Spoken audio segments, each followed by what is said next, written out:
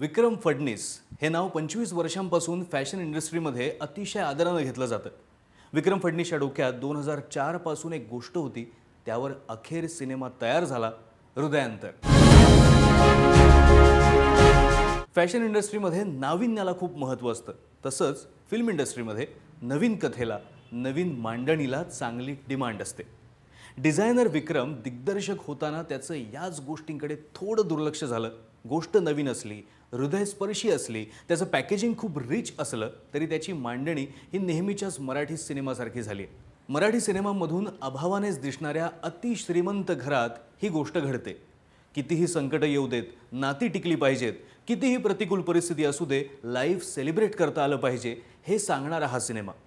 पारंपरिक चौकट न मोडता हृदयस्पर्शी प्रसंगातही संवादांचा मारा करत सिनेमा पुढे सरकत राहतो आणि हळूहळू प्रेडिक्टेबल होत राहतो.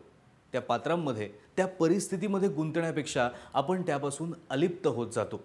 कथा पसरट व्हायला लागते. सिनेमा आणखी कमी करायला हवा होता असं राहून राहून वाटत राहतं. तरीही इंटरव्हल नंतर सिनेमा बऱ्यापैकी वेग पकडतो. या सगळ्यात मनाला आनंद देतात ते यातले कलाकार. मुक्ता बर्वे आणि सुबोध भावे या दोघांचाही अनुभव मोठा असला तरी हा रोल निभावणं त्यांना खूप कठीण गेलं असणार. या दोघांनी जो एकमेकांना पूरक अभिनय केलाय ना, ते सिनेमाचा सर्वात मोठा प्लस पॉईंट आहे. शामक दावर आणि ऋतिक रोशन यांचा गेस्ट अपीअरन्स हे सुद्धा एक आकर्षण आहेच.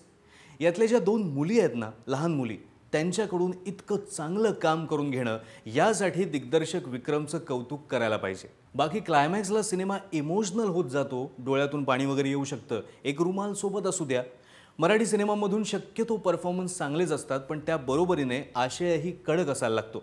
हेच कॉम्बिनेशन पूर्ण न झाल्यामुळे हृदयांतरला मी देतोय 2.5 स्टार्स.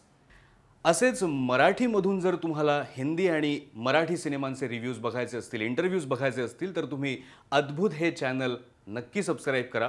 पण त्याचबरोबर हिंदी आणि इंग्लिश सिनेमामधला फिल्मी मसाला तुम्हाला चाखायचा असेल तर फिल्म कंपॅनियन हे चॅनल तुम्ही सबस्क्राईब केलंच पाहिजे.